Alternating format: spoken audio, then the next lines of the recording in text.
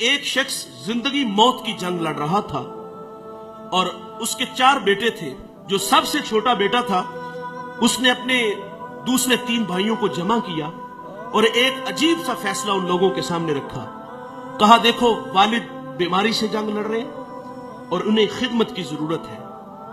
کہا فیصلہ یہ ہے کہ اگر باپ کی خدمت میں کروں تو وراثت سے مجھے حصہ نہیں ملے گا، اور اگر باپ کی خدمت تم کرو تو تمہیں وراثت سے حصہ نہیں ملے گا. تینوں نے نظریں ملائی. کہا باپ تمہارا، اور اس کی آرزو بھی یہی تھی کہ میں باپ کی خدمت کروں.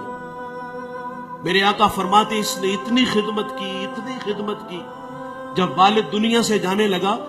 وہ ہمارے پنجابی میں کہتے ہیں نا کہ جا پتر تینو ستے ہی خیران ہے. جب دنیا سے اس کا والد گیا تو اس پہ راضی گیا. زندگی کی بہاریں لیل و نہار کروٹیں بدلتے رہے. الاختصار، ایک شب وہ سویا اور خواب میں کوئی اللہ کا بندہ ملا. اس نے کہا کہ فلاں شجر کے نیچے 100 درہم پڑا ہے، جاؤ اٹھاؤ اور لے آؤ. وہ کہتا ہے کہ آیا کہ اس میں برکت ہے؟ کیونکہ کثرت اور ہے برکت اور ہے. کہا اس میں برکت نہیں ہے. صبح اٹھ کے وہ خواب اپنی بیوی کو سنایا تو بیوی نے کہا گھر کے حالات آپ کے سامنے ہیں، ہمارے گھر میں فاقے ہیں تو جائیں اور جا کے اٹھا لیں. کہا نہیں جاؤں گا.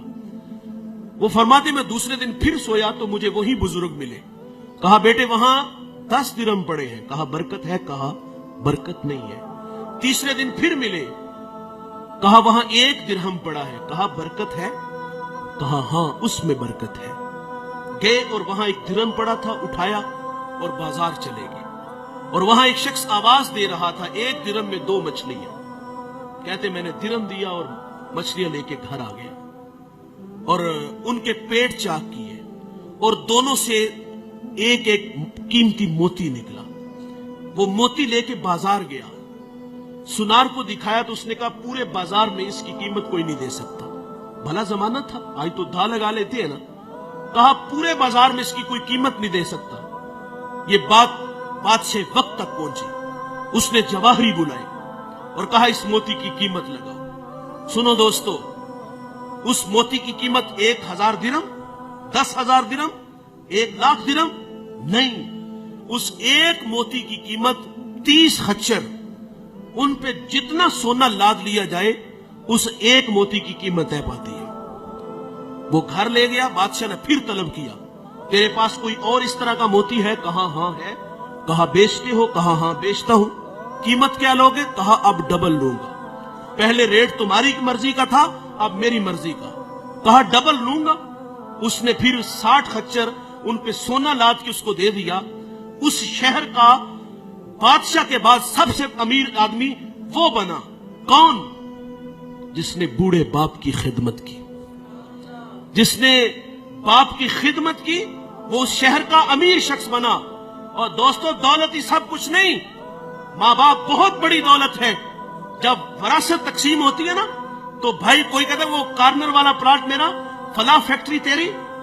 جائیداد تقسیم ہوئی تو جو ہے وہ ایک دوسرے کو کہا تیری وہ اور میری وہ.